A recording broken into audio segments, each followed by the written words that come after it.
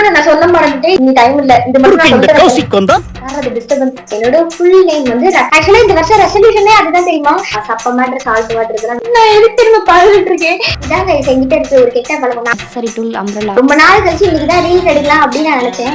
அதுக்கும் வந்து ஒரு பிகாஸ் ஐ எம் ஒரு குட்டி டிசைனர். அவ்வளவுதான், என் உடம்பு சக்தி இல்ல.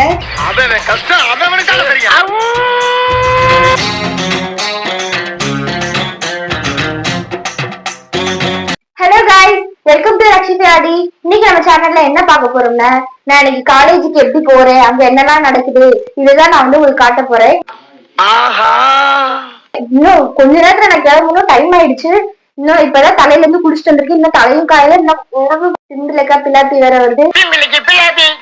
அவ்வளவுதான் கைஸ், கண்ணுக்கு மை லிப்பாம் எல்லாம் போட்டாச்சு. தலையை போட்டு 4 இழு இழுத்துட்டு காலேஜ்ல போய் சாப்பிட்டு வேண்டியதான். இங்க டைம் ஆயிடுச்சு, அவ்வளவுதான். இனி டைம் இல்ல. இது மட்டும் டிஸ்டர்பன்ஸ். சரி, சாப்பிட்டுட்டு அப்படியே கிளம்புவோம். பாய். நம்ம ஆல்ரெடி கூந்தலையும் சீவியாச்சு, நம்ம ஆக்சசரிஸ் எல்லாம் போட்டு கிளம்பியாச்சு. இனி போற வழியில நம்ம மீட் பண்ணலாம். பஸ்ஸில் சரியான கூட்டம் கைஸ், கொஞ்சம் கூட வீடியோ எடுக்கவே முடியல. ஸோ ஒரு நாள் நின்றுட்டே ஒரு கிளிப் மட்டும் எடுத்துட்டேன். அடுத்து அந்த ஃபஸ்ட் பஸ்ஸை விட்டு இறங்கி அடுத்து கொஞ்சம் தூரம் நடந்து போகணும். அதுக்கப்புறம் எப்படியே கஷ்டப்பட்டு செகண்ட் பஸ்ஸை வந்து கரெக்டாக பிடிச்சிட்டேன். கொஞ்சம் நேரம் பாட்டை போட்டுட்டு அப்படியே ஸ்டார்ட் பண்ணிட்டாங்க. நானும் வீடியோ எடுக்கலாம் ட்ரை பண்ணேன். அங்கே பக்கத்தில் பின்னாடிலாம் என்னை பார்த்துட்டு இருந்தாங்க. எனக்கு ஒரே ஷையாக இருந்துச்சு. இப்படி தான் கைஸ் என் காசுலாம் டெய்லி வேஸ்ட்டாக போயிட்டுருக்கு.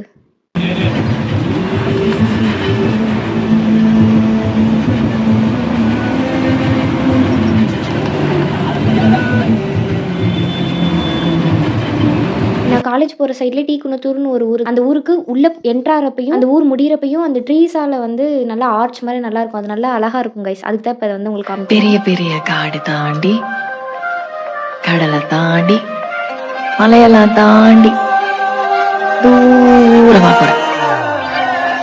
நமக்கு சோறு தான் முக்கியம்.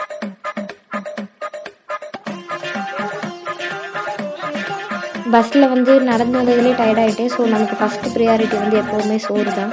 ஸோ நல்லா கடகடன்னு டக்கு டக்குன்னு சாப்பிட்டு முடிச்சுட்டு ஒரு தோசை ஒரு வடை தான் போய் சாப்பிட்டுட்டு அப்படியே வந்து நாங்கள் லிஃப்ட்டை பிடிச்சி போய் சாரை போய் பார்த்தா சார் இல்லை. கொஞ்சம் நேரம் கழிச்சு தான் போய் மீட் பண்ணி ரிவ்யூ முடிச்சுட்டு அப்படியே கொஞ்சம் சீனரிஸ்லாம் வீடியோ எடுத்துகிட்டு மறுபடியும் கிளம்பி லிஃப்ட்டில் இறங்கி வந்து பிளாக்கை விட்டு வெளியே வந்தால் சரியான வெயில், மண்டையை பொழந்துருச்சு.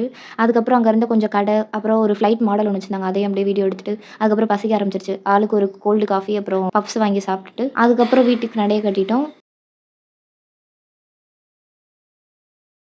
வீட்டுக்கு வர வழியில் நமக்கு நெசசரி டூல் அம்ப்ரெல்லா இல்லாமல் எப்படி நடந்து வருது. ஸோ அதனால் அப்படியே கிளம்பி பஸ் ஸ்டாண்டுக்கு வந்தால் சரியான வெயில். வீட்டுக்கு போகிறதுக்கு மறுபடியும் பஸ்ஸில் ஏறி உட்காந்தாச்சு. டிரைவர் பார்த்தா எனக்கு பிடிக்காத பாட்டு போட்டுட்டு இருந்தனால நான் அப்புறம் என்னோட பிளேலிஸ்ட்டில் அந்த சாங்ஸ் அப்படியே எடுத்து கேட்க ஆரம்பிச்சிட்டேன். என்ன ஒரு வீடியோ கூட எடுக்கவே இல்லை கைஸ். டிரைவர் சரியான ஸ்பீடு, செம்ம ஸ்பீடில் போயிட்டு இருந்தார்.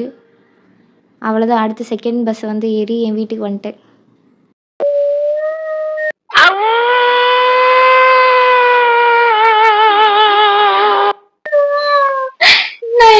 பாத்துட்டு இருக்கேன், இவ்வளவு நேரம் வீடியோ கிளிக் பண்ணி உட்காந்து பேசிட்டு இருக்கேன் அப்படின்னு நினைச்சிட்டு டீ பிஸ்கெட் எல்லாம் சாப்பிட்டே முடிச்சிட்டேங்க. என்ன கொடுமை சரவணன். கடையில பார்த்தா வீடியோ ஆன் பண்ணாமலே உட்காந்து பேசிட்டு இருக்கேன். நாம் யாருக்கு என்ன தீங்கு செய்தோம், நமக்கு மட்டும் ஏன் இப்படி எல்லாம் நடக்கிறது? அட கடவுளே. ஓகே, நீங்க வந்து என்னை நம்புவீங்கன்னு உங்களுக்கு தெரியும். நான் இப்பதான் கரெக்டா டீயை குடிச்சு டீ பிஸ்கெட் முக்கி சாப்பிட்டுட்டு நான் நடந்த கதையெல்லாம் சொல்லிட்டு இருந்தேன். எதுக்கு இப்ப வந்து நான் வரப்ப வீடியோ எடுக்கலன்றத மறுபடியும் சொல்லணும். இது ரொம்ப மோசம் போங்க.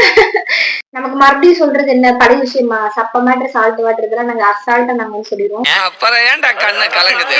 அது வலி வேற டிபார்ட்மெண்ட். ஆனா இருந்தாலும் எனக்கு மறுபடியும் சொல்லணும்ன்றப்ப அழுகையா வருது.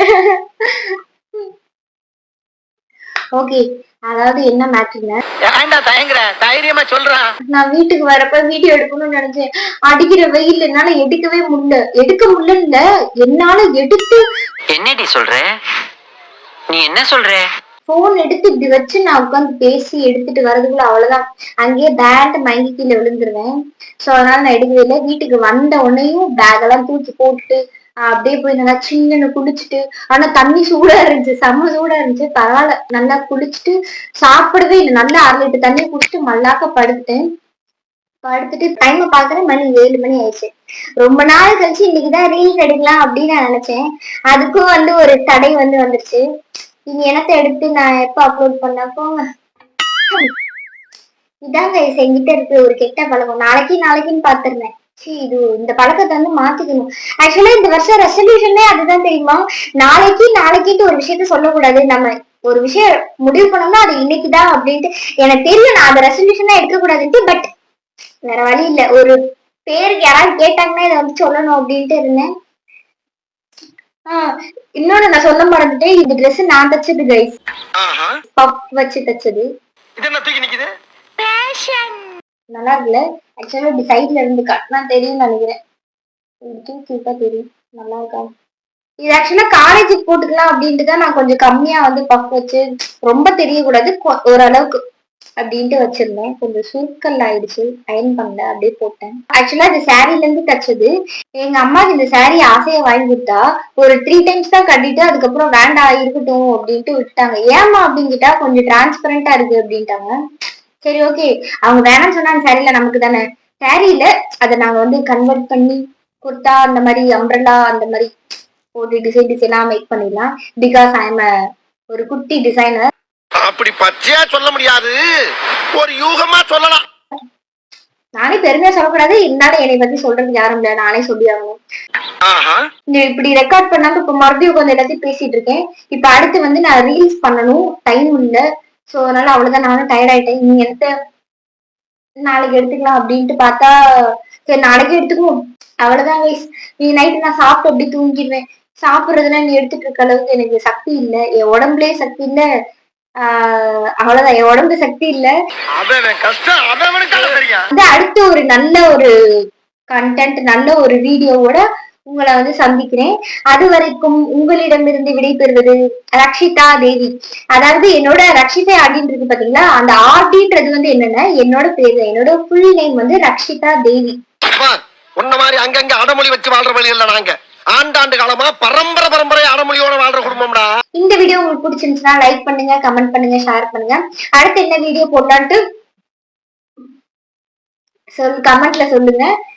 மறக்காம நம்ம யூடியூப் சேனலை சப்ஸ்கிரைப் பண்ணிடுங்க. பாய்.